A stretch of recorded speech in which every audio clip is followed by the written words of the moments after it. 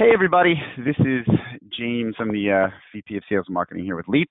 Go ahead and give everybody just a couple more minutes to join. I know there's going to be some others jumping in. So what we wanted to do today is this is a series that we've been carrying on now for a couple months now, looking at a bunch of different fundamental features of the business to understand ways in which you can really level up what you're doing. So some of this is operations, some of this is giving your tools to the sales teams, etc. But we've been calling these things the Leap Academy. So this one today, we're going to be talking a little bit about margins and how we can start controlling these. We're going to give folks about another couple minutes to join in, but probably just like 1 or 2 minutes, and then we'll get this thing kicked off. So in the meantime, let's give you just a little bit of a walkthrough on how to use GoToWebinar. So if you're not familiar with the tool, you should see on your screen a toolbar that has a bunch of different things in it. So one of them you should see you'll see questions, you'll see polls, and you'll see chats. So don't be shy. If there's something you want to drop in the question field, drop it in there. We'd love to keep this thing more conversational, if you will, even though this is all chatted in, etc. So drop your questions in there. Feel free to give us a shout out, say where in the country you guys are joining from. It's always fun to hear where folks are coming from. Feel free to drop a question that just says, hey, what's up? I'm calling in from this place. We're also going to be asking you a number of polls throughout this, probably only like 2 or 3 of them total. But realistically, this is just a way for us to engage with you guys and see how we can better cater this as we go along. If there's anything you want, like I said, feel free to drop it in the question section. We're definitely going to address these throughout. So we'll give everybody about 1 more minute, 5 after, and then we'll kick this thing off. We've also got Steve on the call with us. He's our founder and CTO, so he's the guy who was actually the creator of Leap. So a lot of the topics that we're going to be discussing today, he's experienced firsthand. So Steve, feel free to jump in and introduce yourself. I'm here. Can you hear me? We can. Awesome. Cool. So let's see, a couple more people. All right, let's just get this thing rocking. So again, one of the things that we wanted to do today is last time we talked about contracts. The time before that, we talked about secure payment capture and being PCI compliant. So the other thing we got to start talking about is, okay, well, if we figured out how to capture money and we figured out how to close deals in the right way using contracts, now we got to start talking about best practices and controlling your margins. This is arguably one of the scariest topics because a lot of times companies are like, oh yeah, we're good. I make really great margins. The hardest thing to do is to look introspectively and ask yourself, again, I'll go to this next slide, what we're going to cover today, is to ask yourself a couple of different things. It's like, number one, what are the threats to your margins? So again, this industry is really blessed with having good margins, whereas other industries are not. So we have to ask ourselves the question, what in our business is really threatening those? The other part is if we know the threats, then how do we control them? And then lastly, what we're going to do today is we're going to dive into a little bit of a Q&A because everybody's different. There's no 2 companies that are identical. So we'll talk a little bit about, we'll actually foster questions from you guys and really make this relative to your own specific businesses. So again, on that right-hand side, feel free to drop your questions directly into that field. So again, the topic overview that we're going to be covering today is really that. It's everybody has a process, everybody has people joining, et cetera, et cetera. There are things that we run into throughout our business day to day that, really what we like to consider are leakage points, and we're bleeding money. So we're going to look at each one of those and talk a little bit deeper about how those affect us. So moving along here, let's talk a little bit about these direct threats. All right, so if our margins are so unbelievably important, what's killing them? So, oops. All right. So let's start talking a little bit about the threats to those. So really these 5, when Steve and I had a chance to dive in and really take a look at all the businesses, and at Leap, we've got over 700 businesses using our tool. So we took a look at all of the companies and said, well, when we were speaking with them, what are the main areas in which we saw were issues and these points of leakage for businesses. So let's take a look at each one of these. So version control, costly errors, fees. There's so many random fees that get thrown in. How are we accounting for those? The last bit we're going to look at are, sales training. What does that look like? And then for price layoff and negotiations. So we'll also look at that field as well. So Steve, feel free to jump in on some of these. I know I'm gonna we're gonna talk a little bit about each. So version control is honestly one of the first ones that we want to talk about. So as a show of hands, one of the things that we want to address or ask you guys is, how many of you use paper price guides, or you have in the past, or measure sheets, etc. So feel free to drop those in that question box. Because one of the things we find, and Steve, walk me through this, because you actually had a really cool story about what you guys used to do at New Look prior to creating Leap. Yeah, so for those who don't know, I, like James said, I'm the creator of Leap, and when the way this whole thing came about is I was a sales rep running appointments day in and day out, and I had started out with a paper price book. That's what the company gave me to calculate my my prices for roofing, windows, siding, etc. And when they would deploy a price change, it was a whole fiasco. They would send out an email a couple of days before, calling everybody in for a mandatory meeting. Everybody would have to show up and bring in your briefcases. You'd pull out your price books, and then the manager would walk around and make sure everybody pulled out their old form and then updated with their new form. And then he would even walk around the table after everybody was done just to verify you had the updated sheet in it. And then of course there's a couple times where they realized, hey, there was a mistake that happened, so we have to call everybody in again and update page number 3 because there was a mistake that happened. But Jeff was on vacation that day, so his price book wasn't updated, so he didn't make it back to the office, and it just became a whole fiasco of how to deploy updates. And that was just for the price guide. We also had same types of things for the contracts and everything else that went along with an in-home sales rep. So version control is huge because there are changes that happen in the industry, whether your price increases, decreases, or the products changes, and you got to get that information to your reps in a timely manner. Otherwise, it's possible they could sell things for either too low. I don't know if it's possible to sell things for too much, but you could also sell something that you can't even get anymore.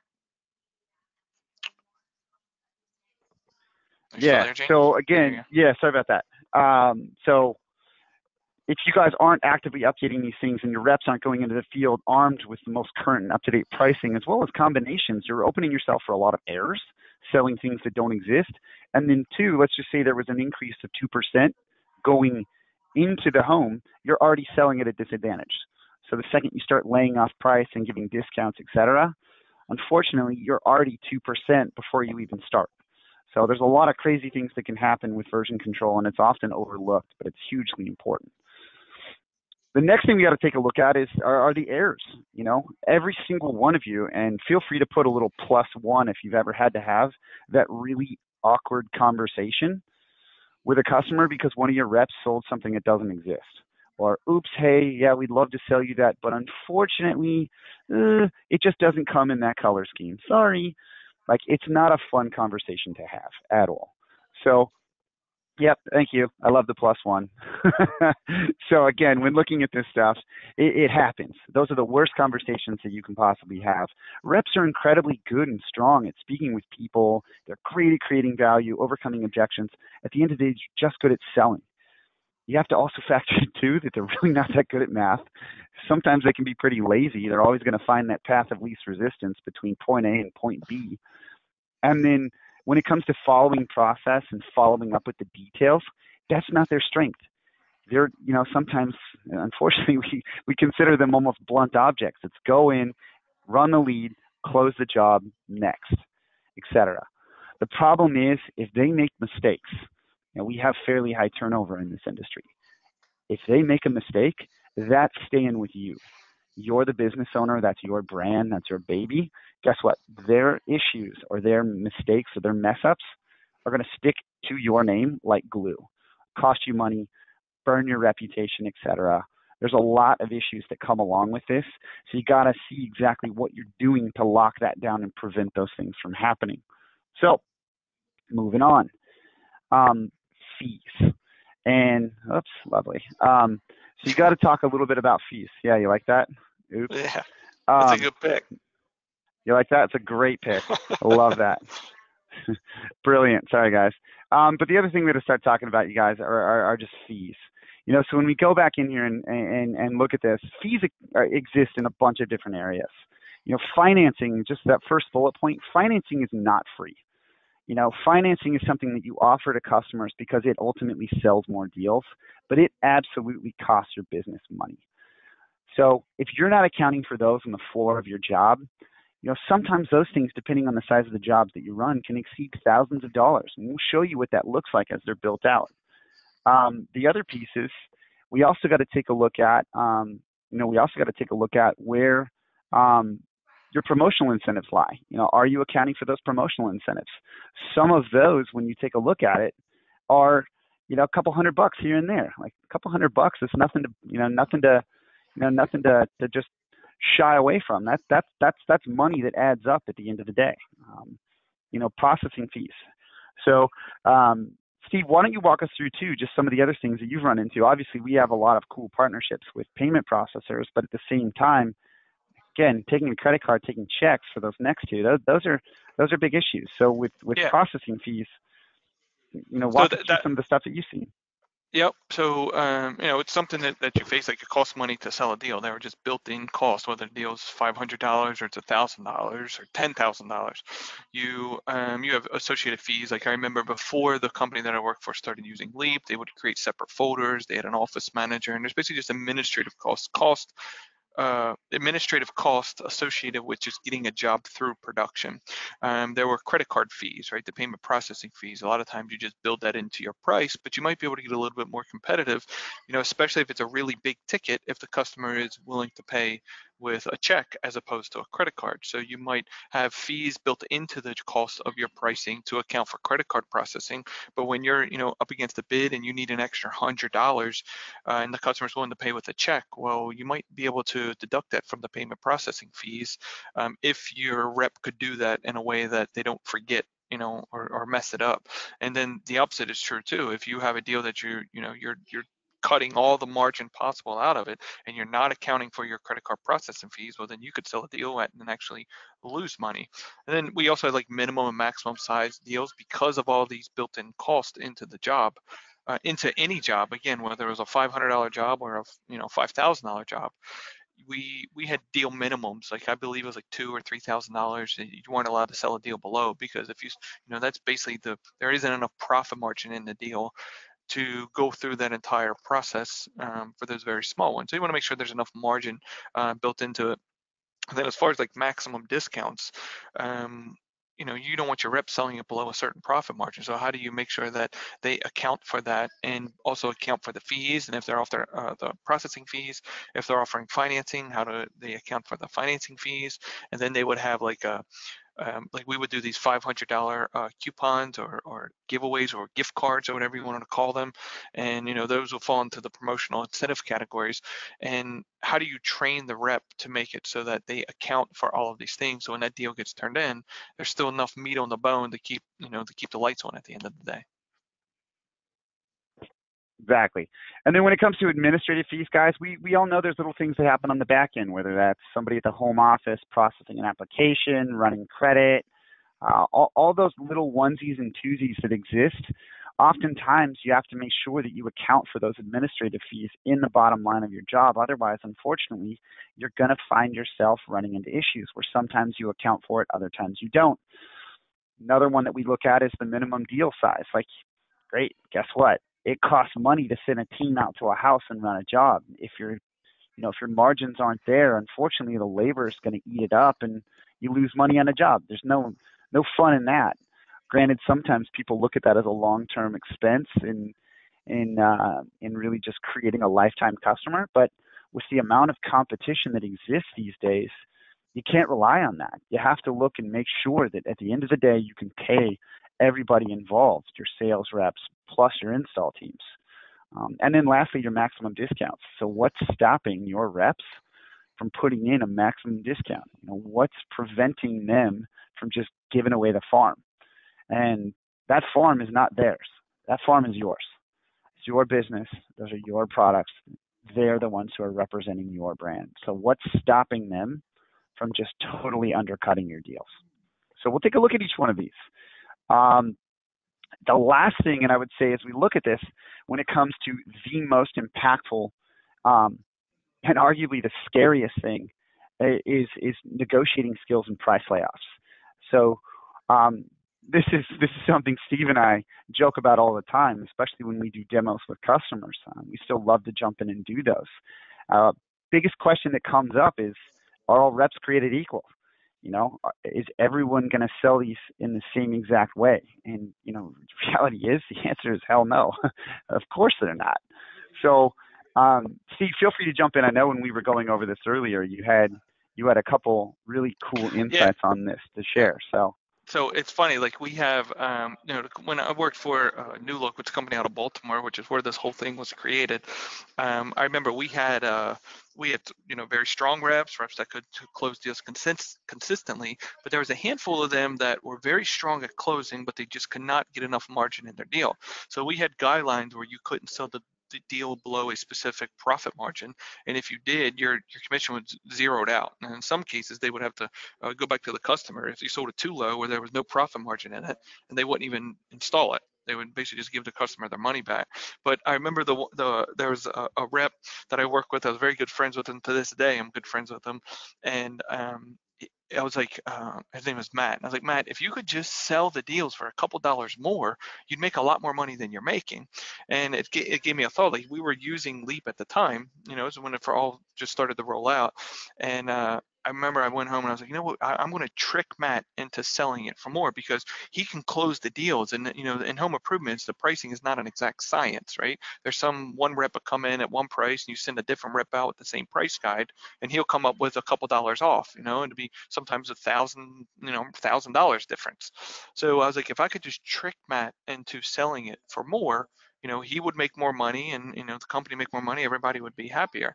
So there's actually a feature in the app where you can change the profit margins per rep or change the discounts per individual rep. And I call this the Matt feature because we went in, and where everybody else could say discount 20% off the total, Matt could only discount 15% off the total. And he never knew that he could only discount 15%. He thought it was the full 20, and he never pulled out a calculator and did the math that his app was only showing him 15. So it was the biggest pay raise that Matt got, and it was also a pay raise for the company and the business owners and everything. And it was just one of those things, a psychology thing in sales that made it, hey, I'm going to put these profit margins in the app. So all the rep has to do is look at the bottom of the screen, and he will see his total that he has to sell it for. And then he can do what he does best, and that's overcoming the objections and actually closing the deal and move on to the next lead. And it was easier to train, it's easier to manage, it's easier to update, and there's less mistakes. And in the end, he ended up making more money. Exactly. But unless there was proactive control, unfortunately, that change would not have been made. So when we look at this, and there's another amazing picture of merchant fees. I love that. Put that one on me. But there's a huge difference between MSRP and floor costs. So when you guys start looking at where your deals land, if your MSRP is $25,000 for a job, the floor of that job could be as low as like 13, 14. Those massive differences. I mean, you're talking about a $10,000 swing. Have to ask yourself the question, what are you doing to make sure that your reps are going to get you the most of that $10,000 chunk? Because if you're not looking at that, unfortunately, what you find is that those reps, I mean, they don't care. If you're paying them commission, that doesn't guarantee they're going to be selling with your business's best interest in mind. They're not. Because oftentimes the person perpetuating this, it's you guys. It's the managers and the owners. I'm going to look at my closing percentages versus the cost per deal sold. So if I say, hey, I gave 10 leads to Steve, and Steve closed, 5 deals off of those 10 appointments, Steve's a stud. James might have only closed 4 deals, but at the same time, what James brought in 4 deals was 2 to 3x what Steve brought in 5.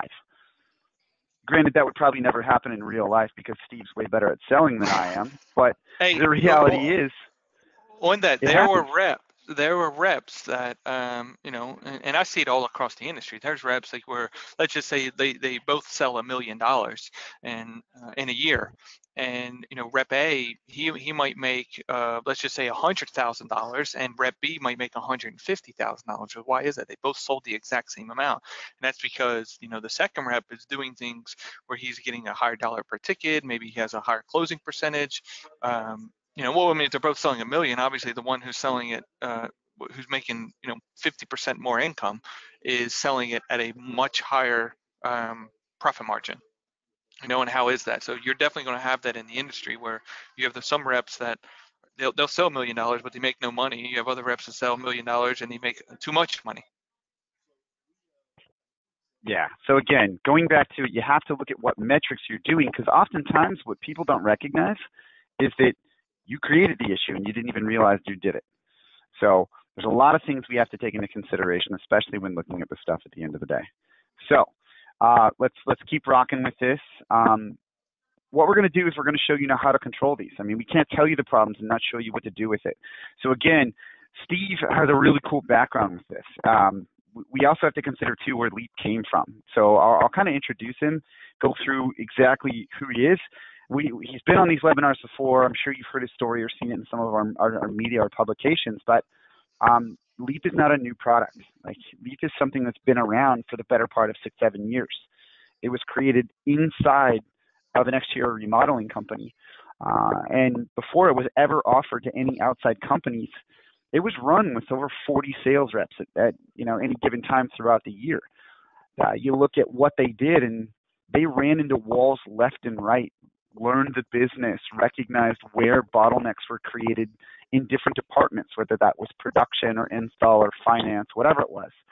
So there's well north of several 100,000 repetitions that have happened, interactions with customers, to get it to where the product is today.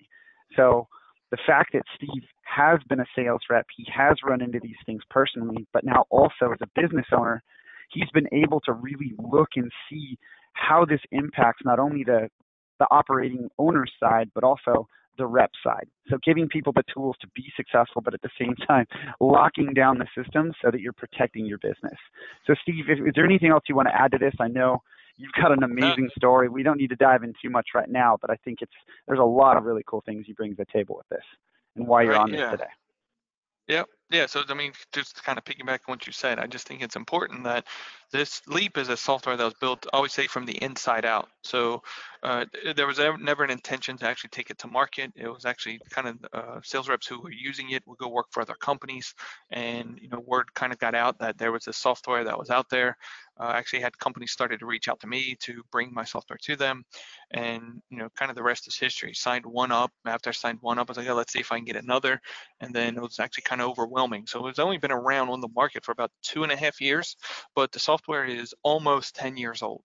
And it was just in and out of homes. I'd make a mistake, or, like, hey, I don't ever want to run into that again, or I want to be able to do this a lot faster, or I lost the sale because I couldn't do that. And, I like to use technology to make my life easier. One of the slides you had up here said about sales reps being lazy. I mean, that's me. I'm just a lazy rep that wanted to focus on closing the deal and overcoming objections and not have to worry about all the nonsense of price calculations and, contract writing and signatures and all that stuff that went along with it. Awesome. We're lucky to have you on this, man. So let's go back to these 5 things. So these 5 things, what we want to do is we don't want to just walk you through with screenshots and explain these hypothetically. We want to show these actually in action. So Steve and I are going to walk you through all 5 of these and how Leap has been able to lock these things down, going back to this whole concept of owning your margins like a boss. So without further ado, I'm just going to go ahead and switch my screen. Give me 2 seconds, and we will switch over from there. All right, so you guys should be able to see my screen now, correct? Yep, I can see it. Awesome. So here's what we're going to take a look at today, you guys. This is Leap. All right, so I've gone ahead and pre-filled some of this stuff in so that you can see exactly what we're selling. So in this case, we're just going into a home. We're going to price out a roof, price out some windows. But the first thing that we need to control today, or the first thing we need to take a look at, was that version control piece. All right? Version control, again, before that rep even sets foot in the home, can put you at a disadvantage as a business owner. They could undercut your pricing, forget to add in any new items, things like that. Or if something was discontinued, oops, that's that awful call that you're likely going to have with a customer. Otherwise, you're going to get the worst review ever, and oops, that's a lot of future lost. So one of the things that we did is we solved this with literally one button. Up here in this top left-hand corner, you see this little refresh button. What we ask ourselves is, how do we control this? How do we ensure that reps go into the home selling only with the most up-to-date and current materials?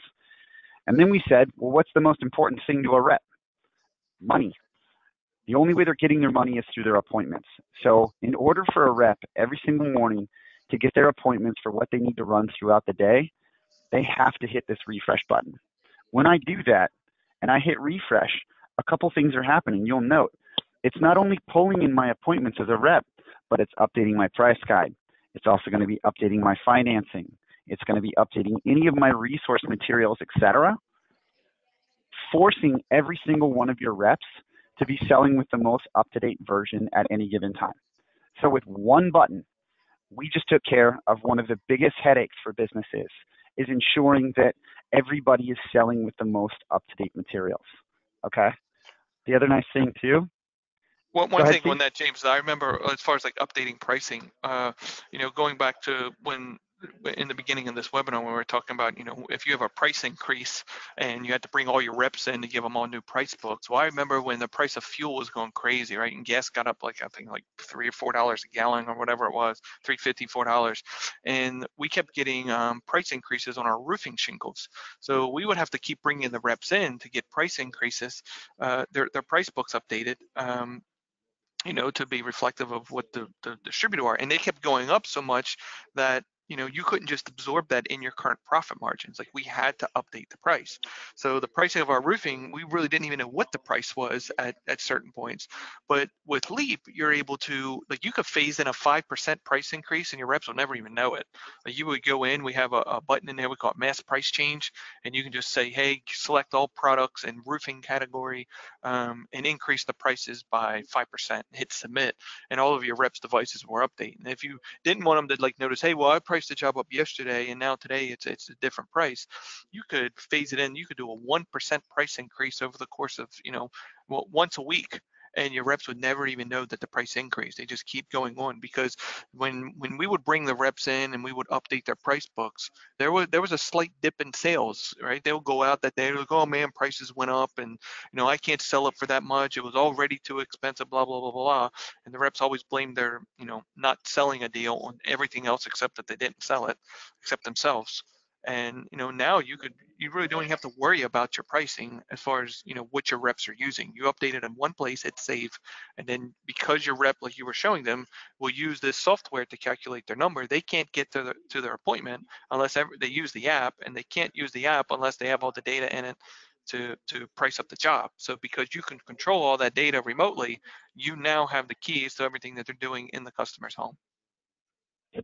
Exactly. So again, with one button, you guys, we figured out a lot of different ways to just really control whether or not this is going to affect you long term. And the reality is, it's going to maintain and manage your sales closing percentages. It's going to maintain and manage whether or not these guys have the most up-to-date pricing. And then on the other side of it too, it keeps things clean. It's forced. You cannot get to what you need to do as a rep unless you do it. So there's no workaround. And Alfonso, I know in the chat you would actually ask if we were going to be talking about the mass price update.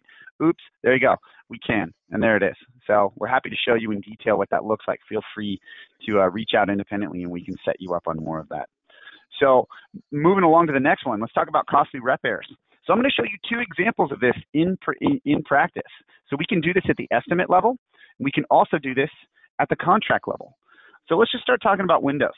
All right. One of the things that you're going to run into with Windows is there's always a ton of upcharges that are available. So what I did here is I went through and I just added, let's say I'm a rep and I'm walking through the living room. I'm going to add 2 double hung windows because that's what I'm looking at. So when I do that, you'll note here, I've added those. I've labeled these as a living room. Everything else is good to go. I've even added 2 photos of them. When I hit done and go back, on the right-hand side, you've got this little green arrow. If I click that, this is where all my upcharges live. A real common scenario that you're going to run into is homeowners associations. All right, let's just say in this case, We go to this customer and they're like, yeah, you know what? There's a homeowners association. I have to have the windows in beige and they have to have grids. Cool. Let's add them. So I've added those grids. You'll see here it's got to be a 6x6 pattern. We put them in beige. And I've also selected that I need the frame in beige to match. Cool. We're done with that. All right. So when I hit done, Leap gives you a really cool opportunity to say, hey, here's your good, your better, and your best option, whatever that might be. Or let's say you carry 3 different models, whatever. No matter what you're selling them, the hole in the wall doesn't change. It's the same size. But look what happens when I go down to this 1000 series. Oops. Guess what? I get this little warning sign on the left-hand side. What that's telling me when I click on it is, hey, guess what, rep? We would love to sell you these 1000 series or the entry-level windows, but unfortunately, if you want those, they're not available in beige. So what we've created is when you build out your price guides and you onboard with Leap, we make sure that you account for all those little itty-bitty nuances there in your systems and make sure that we can alert your reps when something doesn't exist. So before I even get to contracts and I'm selling with this customer, I can go, hey, Steve, I'd love to sell you that window. Check this out. It won't let me. And why it won't let me is because it's just not available in this 1000 series. But what we can do is it's just a little bit more expensive, but I can get you a better window that is compliant with your HOA. I do have something that I can solve your problem with. Let's get it going. Here's the difference between the two. Bottom line, this is the one that I can get you, period. So that's one example. If you have questions on that, feel free to drop it in. But every one of your upcharges, every product, every price combination, you name it, can be accounted for and protected by using Leap because it's all controlled through the app. When we jump into contracts, I'm going to show you this now. Lovely. I'm going to show you this next little bit as well. So when I jump into my contracts, let's just say I go back and I price up that window. All right, there's 25 windows in this home, but we're only going to do 2 of them. And let me add a roof and some finance and some payments. So when I'm in here, let's say I'm going to go back to my roof. All right, we priced that out as well. I can lock this down and make sure that this rep is filling everything out. This is the piece I really wanted to show you guys. So what we can also do is you'll note when I select this Timberline Ultra HD shingle, and then I go back and I say, all right, well, these are the colors that are directly associated with that line of shingle. If I go back and the customer's like, you know what, let's go with a more entry level and let's just throw a 3 tab on there. Cool. It automatically updates the color schemes for that specific product. So even at the contract level, it's absolutely impossible for me to sell something that does not exist. It's pretty cool. Right, I remember we would get those. We would get deals turned in where the rep would sell a shingle color or a window, style or model number with a manufacturer that just wasn't compatible. And best case scenario, it just delayed the installation process. Worst case scenario, it's the customer's canceling. It's a terrible experience. You might get a bad review on the internet because customers expecting one thing, and what would be really worse is if you actually ordered all the products and you go to install them, or even you did install them and it's the wrong thing that wasn't what the customer was expecting. So the idea behind this is you want to eliminate those product combination errors before they're even pitched to the homeowner. So what you were showing them on the estimate side, you provide warnings to your reps to prevent them from pitching a 1000 series with the beige. But the idea behind this is, like you were saying, the customer's windows or widget and most home improvements, the size or the scope of the work always stays the same, right? If you need 25 square of shingles, it doesn't matter what kind of shingles you put on it. It's 25 square. If you need 10 double hung windows, well, it doesn't matter which manufacturer you put in it. They're 10 double hung windows at whatever size they are. So with this, the intention behind this is to make it so that you can train your reps how to measure the job one time and not per manufacturer, because different manufacturers require you. Some of them have united inches, some of them have different like graphs and bar charts and stuff that you have to use, or spreadsheets that you have to use to figure out the pricing. So we show you a way that you can basically group all your items together so that you teach your reps how to fill out one measure sheet, and then the application will do all the filtering and the sorting. And when your rep turns in a deal, deal, you know that how they got to the price, you make sure that all the product combinations are correct, and you can actually get that deal through production, right? So at a worst case scenario, all you have to do is just call the customer and confirm that that's the color that they really wanted to go with and they haven't changed their mind. But you know that you're going to be able to order that product once the rep turns that contract in. Exactly. So let's keep rocking. The next one we wanted to talk about was just accounting for random fees that exist. So we'll go through some of those lists of fees that we had mentioned. First thing I want to talk about is the financing options. All right. So in this case, down here we've got ourselves a job that's going to cost us somewhere between $20,000 and $25,000. So just to be safe, I'm going to go ahead and put this at a nice even number, $25K. All right. We know this person's going to be putting down $500. Right. Keep in mind, one of the things that we mentioned, sales reps are not mathematicians. They are not, period.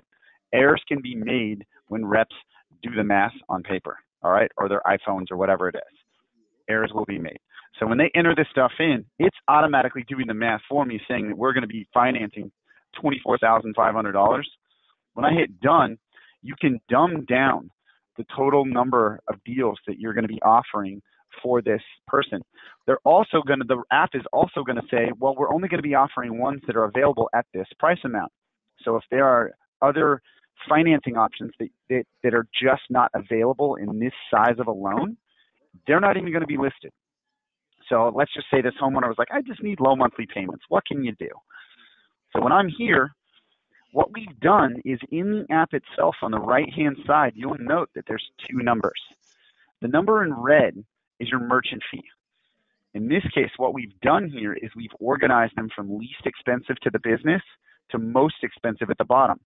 You know, for a $20,000 job or a $25,000 job, theoretically, I could be charged close to $5,000 to offer that financing option. All right. You're going to be entering all these in because you know exactly what they look like, but it's very easy to account for those fees. And this is arguably one of the most important ones because they're not small. In black, you're also going to note that that's doing the math for you to say, hey, if your credit is where you say it is, Mr. Homeowner, your estimated monthly payment is going to be somewhere in this ballpark. So if this person's like, look, I just need to get it under $300 and you got yourself a deal, or I need to get it under $250, whatever, I can offer that. But man, you're talking about a $3,000 merchant fee. So you better account for that in your loan amount. So when we go down to the floor, what we've done in Leap is we've actually built a way that this can automatically be factored in. So if I select this financing amount, boom, it's going to up it based on whatever that fee is. Again, in this, just based on the back end, it's a simple calculation that we're doing. We're not forcing that rep to do it on their end. So if that rep's like, I'm a little bit weak at closing and I go to close this near the floor, well, guess what? Your merchant fee is already baked in and you're not going to screw yourself over. Right. So James, I also like to speak on that because like when I did in-home sales, like I always led with financing. So those of you on here who offer financing, great. You know the benefits that it can bring to your business. Those of you who are on here who do not offer financing, I highly encourage that you look into doing that. And whether you're a customer with us or not, you can reach out to us and we can point you in the right directions of some various lenders that we're partnered and integrated with. But financing, everybody knows, well, you know, everybody rather finance. It's a lot easier, especially as a sales rep, to sell a $150 a month as opposed to $10,000. And I always compare this when I'm talking to people about financing. I always compare it to the automotive industry because home improvements is an industry where the ticket size is very large, just like an automobile. And if you look at the number of automobiles that are financed, it is probably like 95, 98%. It's in the 90s. 90% of all automobiles are financed. And I always say, well, why is that? Because all home improvements, I think it's like somewhere at 20 or 30% of home improvements are financed. And you know, why is that? The ticket sizes are similar, right? Home improvements, I think the average ticket size is $8,000-$10,000, something along those lines.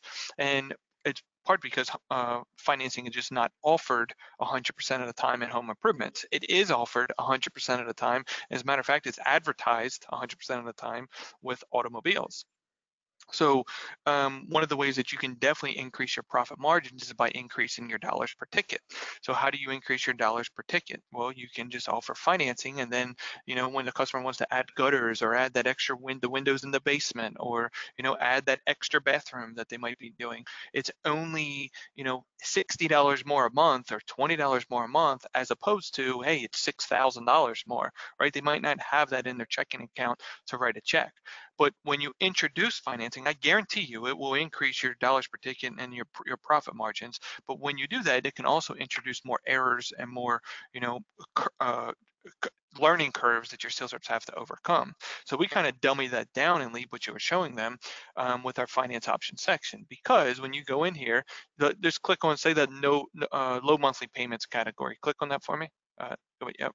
So on this one, if I had a homeowner that gave me a price commitment of, say, $300 a month, you see all the numbers in black on the right-hand side. I have a couple of them that I can get the $300 a month, but there's different fees associated with every single one of them. Like, so I don't want to, like that one down at the bottom where it's $275 a month, has a fee of over $2,000 associated with it. Well, I don't want to offer my customer that one because I can offer them the fourth one down, which only has a fee of $812 a month and still meets their $300 a month, payment commitment. So now when I would pitch my leads, I would sell them as, hey, Mr. Jones, look, it's only $150 a month. And if they're paying with cash, great. But $150 sounds a lot better than $10,000 or $25,000. Or, in this case, $300 a month sounds a hell of a lot cheaper than $25,000. And it's just a whole psychology thing. And they do it in cars. I mean, that's why cars, you look, a lot of people go into the car dealership, and one of the buying strategies of buying a car is to go in and negotiate a monthly payment. Don't even worry about the price, negotiate your monthly payment. And this is just one of the tools that your sales rep can have, where it won't work 100% of the time, but if it works, it'll work a little bit more than what it does, than not doing it does. Well, then that's going to affect your bottom line and increase and allow you to, quote, own your margins like a boss. Awesome. And so the other thing I want to show you guys, I'm going to switch over to one other thing. The next one we were looking at is the improper sales training. How many of you guys, just feel free to put like a little +1 in the question section if you do this, but how many of you just go back and you're like, you know what, we're going to do this month, we're going to do a sales training, we're going to bring somebody in who's just going to help us with overcoming objections, or we're going to do how to train you on price layoffs, or how to do your initial pitch, or let's invest a lot of money into our company proposal, or hey, this is our company history, etc. How many of you guys have actually done that or invested in this? It's something we see so common, where you go and work with somebody like a Rodney Webb or a Tony Hody or any one of these guys who are really good at what they do, but oftentimes they come with a pretty hefty price tag. So when you start investing in sales training for your reps, one of the things that we oftentimes see is that it's more of a blanket statement. They're like, hey, yeah, we're going to go do this. Why? Because it's what the industry tells me I should do. You don't have a lot of data around your own individual organization to say, well, this is what I know my reps need. I know and can pinpoint their exact weaknesses. One of the neatest things, and I'm going to switch over to a different screen real fast, on the back end, one of the other things that we developed out is we developed these little things called data logs. All right? I will be the first one to tell you, while Steve's background was a lot of selling in the home improvement space, my background is very much tech and operations around data science and predictive analytics. So one of the neatest things that I can do is I can start telling you things almost like Amazon or Netflix or one of those that says, oh yeah, by the way, the data tells me this, this, and this, and oh, by the way, I think you might also like this movie and you want to buy this spatula or whatever it is because you bought X, Y, and Z. So what we've done is, obviously your reps are going to be going into the home using an iPad. Every single one of their interactions, the second they get on site, is logged and timestamped. So if I go back in here and I see, all right, I went to Mike Smith's house, his appointment was at 9 a.m., did we show up on time? How many resources did I use? Did we send a proposal, did we send a contract? Did we use financing, whatever? Did I even offer financing? What reports did I use, etc.? I can also see in here every single touch of the screen. What this starts telling me, and while this is kind of terrifying and a little bit big brother, the beauty of this is I can start identifying patterns and trends for every single one of my reps. If I've got a really good sales rep, what are they doing? If I've got a rep that's struggling, put the two side by side. What's one rep doing that the other one is not? Identify the gaps. And instead of just shotgun blasting your sales training, make it specific. Figure out exactly what the data tells you you need to train on and invest in that. And one of the coolest things that we hear back from a lot of the customers that use this in the field is within the first month or two, they're like, hey, Steve, hey, James, we're seeing our close rates go up. And at the same time, our close rates are not going up while we're losing money on our deals. Like our cost per deal sold is not going up. It's actually going down. So when you look at that, if your closing percentages go up, but yet you're selling at a higher ticket price or average ticket price, literally you haven't done anything different than other than you just use the data. It's numbers never lie, folks. Like if you think they do, you're joking. So I have a story about this. So one of our sales meetings, we were looking for content on what to talk about with the sales reps, and so we had one rep who was just killing it for about like 6 weeks in a row. He dominated the previous month, and then we're halfway through the second month, and he was just crushing it. Rest of the team was doing the average. Obviously, some of your reps are doing below average. So I was just looking for okay, well, what is he doing different now than what he was doing before? So I went back in these logs and I looked and I noticed that in the we called it the pitch book. In the pitch book, he was spending a certain amount of time. Like it seemed like he was spending more time than average on I forget what pages were. This was years ago. Let's say it was page 4 and 5. Like he was spending a lot more time on pages 4 and 5 than what was trained. And I was really like, what is he doing while he's sitting on this particular page? And I think it was like a pin map or something. Like I forget what the page was. But anyway, when he came in, I asked him. I was like, hey man, what? I'm just curious. I've noticed in these logs, and I just trying to understand what you're doing better than everyone else. And so I was like, so in the sales meeting, I just want you to speak to what you do during your pitch book, and specifically when you get to this specific section. And then he went over it, and what it did is it actually created content for the sales meeting, and he didn't even realize that he was doing it different than what everybody else was. It was just the way that he had evolved into pitching the company a lot better with this particular story. And it was actually something that the company ended up rolling into their sales training and made it part of the training of the company, probably to this day, because that worked so well for that rep. And it would have never even have been caught because that rep, it was just something that had evolved over his tenureship as a sales rep. And we were able to capture that by looking back in these logs and saying, hey, this is something that this rep is doing and it's working. Let's get everybody else doing that same thing. And you elevate your entire organization up to that next level. The other thing I found the other day, you guys, especially with this, is I was actually doing a speaking engagement, and when I was speaking, I was asking the audience, there was a couple hundred people there, and I was asking them, I was like, so how many of you guys, when you're training your reps, go shadow them in the field? And pretty much every single one of them raised their hands. And when we went through that, the thing I asked, I was like, what does that do to the homeowner? Well, what happens? What happens to the dynamic? Are you setting that rep up for success when you're training them? You think that's doing a good thing, especially when you go back and find a struggling rep and ask them, hey, what's the difference between your pitch and their pitch? A lot of times companies only think that the way to figure that out is by shadowing them. And in all honesty, what that does is it actually creates a pretty awkward environment for the homeowner. And frankly, no one does their best when someone's breathing over their shoulder. No one, especially sales reps. Micromanaging me is the quickest way for me to start lashing out. Steve knows that. So when looking at it, you guys also have to ask yourself the question of this is a way for you to effectively shadow every one of your reps in the field without being there. You can see every single second, every single tap as they're interacting with this homeowner. In this one specifically, I have, well north of an hour and a half where we're tracking what this rep is doing in the field. It's pretty remarkable. So data logs are just another way in which you can be hyper-organized and make sure that every single one of your reps, you have a clear, concise understanding of what they're doing in the home relative to what you want them to do. You can also use this, like Steve mentioned, to shape and start identifying those successful habits of the best reps on your teams and really start to kill off those bad habits that your reps perpetuate. So moving on to that last little bit, we're going to go back to our iPad.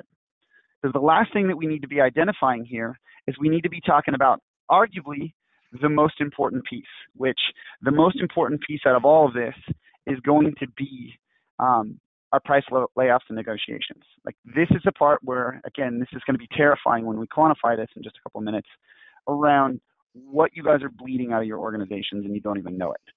So what I'm going to look at here is, once I add, let's just say I'm going to go in and add this financing, all right?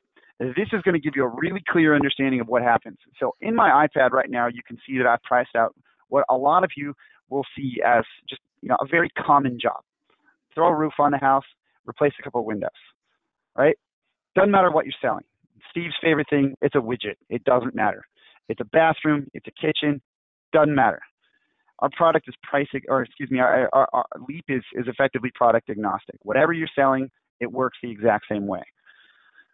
I have a retail price in this of $26,000. All right, it's a decent sized job. This would be a really happy day for a rep if that person was like, yep, I want 2 windows and a roof. Cool. You might have your pre-prescribed buy it now. Again, reps are not mathematicians, so do the math for them. It gives them the tool to be successful in the field. You can come in here and you can customize exactly what you want that to say and what you want it to reflect in pricing. We're coming up on Memorial Day. Hey, that's the Memorial Day discount. Thank you, everyone who served. Done. You can easily put that in there. It's $21K versus $25K. Awesome. We're talking about a little window of about $4 or $5K. That's it. All right. The scary jump is when we click it one more time. So from MSRP, as you can see here, and retail is like $26,000 down to the floor, you're talking about you're talking about 11 grand. That's a lot, or I can't even do math. That's terrible. Yeah. That's 16 grand. Thank you. Yeah. So it's a lot of money, you guys. It's a lot of money. It's 11 grand. So when you look at this, that is the biggest, most terrifying jump that a lot of companies will look at. It's 26 versus 15. If I'm a sales rep and I'm new in the field, everyone's got new reps. Guess what? Summer is a great time to start boosting up the number of people on your sales team. So if you're training new reps and they're going out into the field, and say this is the first time they've ever sold remodeling, all right, whatever you're selling, you go out in the field and you look at that and it's like, all right, if I'm a rep, is it easier to sell 26K, 21K, or 15? I know that if that's my floor job, I could sell that at 16K. It's a lot easier for me and I'm still going to make a commission, but I don't have to face the objections because I hate hearing the word no. All right, it's a hell of a lot easier for me to sell this thing at 16 than it is at 20. What I can do, and this is the coolest feature for me, especially given my background in a lot of the private equity world and data and tech, this is one of the coolest things that I wish I had at some of the other jobs I've had in the past. What I can do in Leap is I can take this floor price, and you'll note over here on the left-hand side, every single one of my reps has an individual login. I can look and see who's selling their jobs higher or lower than I want them to be, relative to par or whatever, and I can artificially inflate this price per rep. So it could be the exact same job at 3 different houses, and they could see 3 different floors. But I'm the one as an owner who can dictate what that looks like. So again, if Steve's my boss and he recognizes that I've been undercutting jobs and I've just been closing a lot of deals, but my margins are crap, what he can do is he can say, you know what, I'm going to control this situation, going back to the name of the webinar, I'm going to control this like a boss. I'm not going to show James $15,000. I'm going to automatically bake in 30%. So at that point, James doesn't see 15. James is going to go and he's going to see 17, 18,000. So I look at this and instead of seeing 26, 21, 15, it might say 26, 21, 18. Even if I'm another thing that James, another thing that companies use that for is like if you have a rep that's not good at measuring, because again, going back to one of your other slides about sales reps being lazy and just like they don't follow processes, etc. Well, when they come to measuring, like you could win or lose on a job just because the sales are mismeasured. They could go in and think they have a slam dunk deal and they mismeasured by so many square. And if it becomes a common pattern, you can go in and just jack their floor price up so that you account for, the possibility that they could have mismeasured. So worst case scenario, you got a couple extra points of profit margin in there. Best case scenario, you save the rep from selling the deal completely out of guidelines because you baked in a couple extra points of margin in there to account for the times that he mismeasures. Exactly. Actually, funny story on that one. I actually had a gentleman who was he's one of our customers now, but when he was talking to us about coming on board, this is about 6 months ago. He does a lot of really high-end homes in Georgia. And he came on and he's like, yeah, I actually had a massive job that was coming in, and it was, roughly in the ballpark of like a 50 square roof, gigantic home. And he said his rep, unfortunately, quoted the guy at 45 or 40, I think it was like 40 or 42 actually. And when they went through, everything was good, signed everything up. And then when they went to do the remeasure, he's sitting there going, oops, we undercut this job by X amount. Well, it turns out the guy was a really high-powered attorney, and they tried to go back and say it was going to be extra dollars. This guy just instantaneously said, nope, do the job or I'll threaten you for breach of contract and sue you. That guy ended up having to eat every ounce of his profit margin to prevent being sued because they had already done the tear-off on that home. So at that point, that guy basically gifted 10, almost 15 extra, or 10 extra squares on that roof on a very high-end job. So again, you look at this, it's very simple, very cut and dry. With one little thing, we've also gone back and effectively protected your margins. So moving along, I want to make sure that we don't get too far ahead of ourselves. I want to make sure that we can start talking a little bit more about what this means at the end of the day quantified. Because a lot of times people go, oh, that's a really cool thing, but what does that actually mean when we start talking dollars and cents? So we just did the walkthrough, but let's talk about what this looks like in practice. So we'll put it in terms of one rep, all right? So if I've got one rep in the field, say they sell on average 3 deals a week, all right? 50 weeks out of the year, accounting for some vacation, maybe some downtime, whatever that might be for any of the customers that work in like the Northwest, Midwest, or Northeast and Midwest, right? Winter is real. So if that rep is selling on average, let's say 150 deals a year, we take into consideration 2 cancellations. So we'll call it 100 deals a year, all right? Keep it a nice, even number. So they're selling 100 deals a year. And we talk about the industry average when we did a lot of our market research. So the industry average for jobs, and yours might be a little bit different, maybe higher or lower. Industry average is going to be somewhere around $8,000 per ticket, okay? You look at that, that rep's roughly making you around $800,000 a year per head, okay? That's awesome. That's fantastic. Using all the tools that we just showed you, one of the things that we commonly see is the average ticket price going up. Steve, I'll just ask you, when you were selling in a home, did you guys oftentimes go in and sell the lowest price? Or were you, relative to some of your competitors, giving the same homes quotes? Where did you guys come in at? No, we were always the highest price. So when we go out, we sold a very top of the line product, but we were always the highest price once we did that.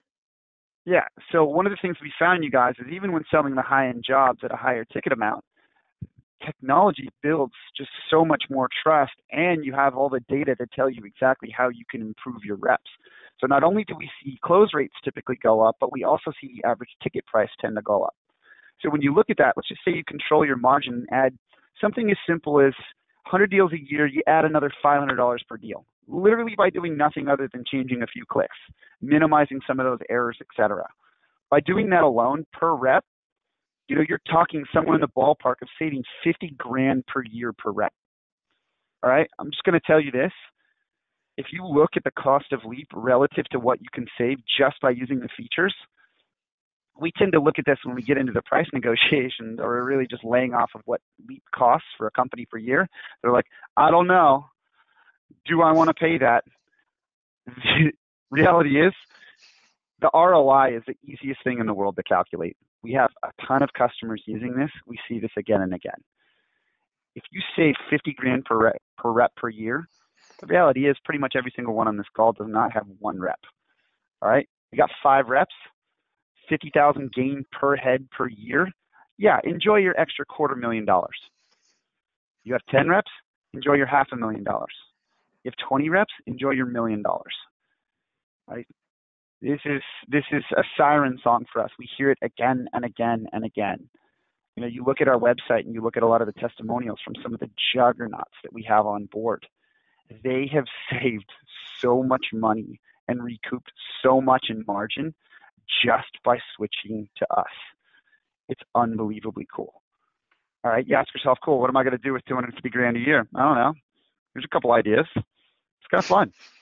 I'm okay with it. You know, that could be your new canvassing car. I mean, granted, you can only put 2 people in it, but man, you can cover a lot more houses a lot faster. So bottom line, you guys, is you need to look introspectively because you're losing a lot of money. We love shock and awe here. This is real. Whether you know it or not, and whether you're willing to admit it, it's true. Give us 5 seconds and we'll show you how much you're bleeding. Now, so we want to leave it as a positive. Let's give you a couple takeaways. So Steve, why don't you walk us through these 3? Because really, you've been there, done that. You've onboarded more customers than any of us. And you've been the person who's been behind the build, seeing what this looks like, you know, behind the wizard's curtain, if you will, recognizing the impact that it has on businesses. So walk us through these 3 and we'll go from there. Yep. So the main one is, you know, once you bring, when I talk to business owners or sales managers, sales trainers, et cetera, you know, a lot of it is, you know, training the reps. Like, let's say you're an owner operator and you're trying to bring on some reps to grow your business. One of the hardest things to do is you're like, hey man, I need to replicate myself because there's just certain things that I do in the home that, you know, this other guy isn't going to do. And they try to, you know, like I could tell them everything that they're supposed to do, but just getting them to follow it is next to impossible. So what we always tell them is, hey, well, look, you need to build out a process and a way that you can monitor that process and an easy way to train that process and basically set the sales rep up for success. Because if you don't have a process for that sales rep to follow, then you're setting them up for failure, and in turn, you know, it's just going to put a bigger burden on what you're doing. So we always talk to people, okay, are you working in the business or are you working on the business? If you want to work on the business, you're going to have to hire sales reps to go out and run these appointments. That's the lowest hanging fruit, and you can use software or technology to really automate that entire process. So, you know, I and would just one ask thing I'll say, Steve, real quick, if you don't mind me jumping in, one of the things you guys I hear again and again and again from business owners, and Steve, you even had somebody come up and tell you this the other day, is if you guys as business owners want to step away from the business, you need to feel comfortable with who you give it over to. You know, a lot of the companies that have switched over to Leap, I mean, see that person that came up to you the other day and was like, you know what, thank you. You gave me my weekends back. Right. Like, it's such a cool thing to hear again and again. It's having the control and having that from a remote location, being able to do that not only on an iPad, but also doing that from your home computer. Again, as an admin, you guys can run this thing from anywhere you want. You want to sit in the Bahamas? Cool. As long as you have web access, run your business. But the reality is, you have the proactive steps going to number 2. You can proactively control every one of those elements that we identified that's causing you to hemorrhage money. Thanks, Steve. Yeah. So, I mean, to piggyback on that, so I would also ask as far as proactive steps, like a lot of people, okay, if you sell it at this price, then, you know, we're good to go. And a lot of times that is the case. Like we have so many times companies go out there and their sales reps are selling deals, everybody's making money. But then if you go back and actually just pull back the curtain, okay, let's see what this job actually cost us to do it. And, you know, there's 2 ways to put $1 in your pocket. You can either go out and get a new dollar, or you can save an existing one, you know, not spend one that you have already made. So the easiest way to get $1 is just to save one that you already have. So you can just look at the existing deals that you're selling and you say, okay, how can I squeeze the most amount of profit out of these things possible? And, you know, using technology like Leap is definitely one of those. So that's the second question I would ask you to ask yourself is, what proactive steps are you taking to control your margins? Are you currently doing things in your processes that, specifically with your sales reps that are out there going, getting the deals, closing business? What steps are you taking to make sure that they capitalize on every opportunity, every lead, every contract? Are they upselling? Are they, getting higher dollars per ticket? I always tell people, they'll come in and they'll say, oh, that was the cheapest, or that was the only price I could sell it at. And let's say it was $10,000. Like, well, if you said it was 10,001 and you stuck to your guns, do you think the customer would have turned you away at 10,001? And of course, you would get some reps say, yes, they would have turned me away at 10,001. But logically, no, you could have got 10,001, you could have got 10,002. And that at some point, there's a number that tips the scale where the customer would no longer sign up for that contract. And how do you just extract the most possible out of every single lead that you run? And then the last one is, is what you're doing scalable, and that just goes back to, being able to replicate the same process over and over again with your rep. So by creating a sales process that you can easily train and get somebody to adopt and know that you can send them out there in the field and close deals successfully. Now you have a process that you can just replicate. And hey, well, now you have one rep, now you get two reps. Now the only thing you really have to worry about is making sure you have enough leads for those two reps. And after you proved it with two, and now you can do it with three, and you just keep going. And that's how these companies get so big. Like, I mean, we have companies do 100, $200 million a year in revenue, and they're covering multiple states. They're opening up locations, like, they're going out of style. And that's because they have built processes in every aspect of their business, not just their sales process. So, Leap is just one of those steps. It's the lowest hanging fruit. It's one of those things you'll be at the tip of the spear as far as what is your competition doing, because, this is a newer platform. So I've been out 2.5 years. The home improvement industry is one of the only industries that's left untapped with, as far as technology goes. Anywhere else you go in any other industry, technology is just maximized, except home improvements.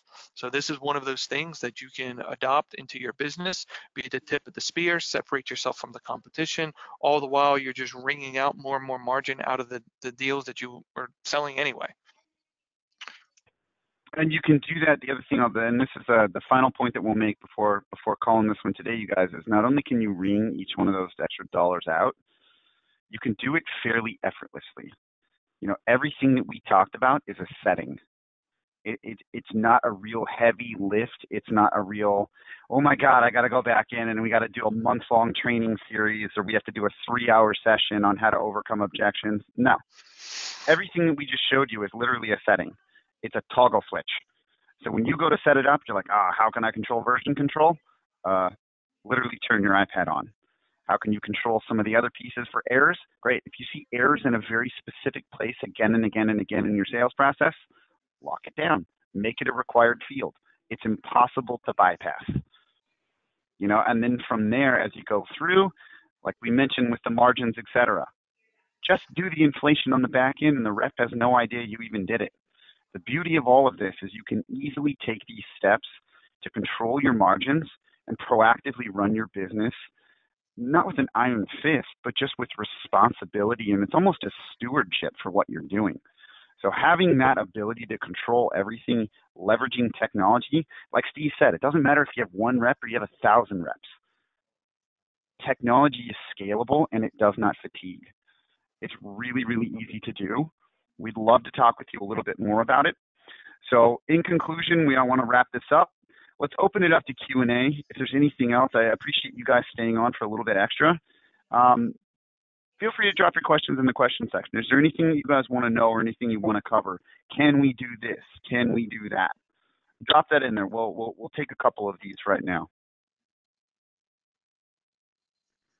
We'll give it like a couple seconds. If not, what we'll do is we're going to be connecting with every single one of you offline in the meantime, everyone that registered for this. So again, whatever we can do to help you guys out, we're here to do so. If you want to learn about some more best practices and how to specifically look at your accounts, we're 100% going to do that as well.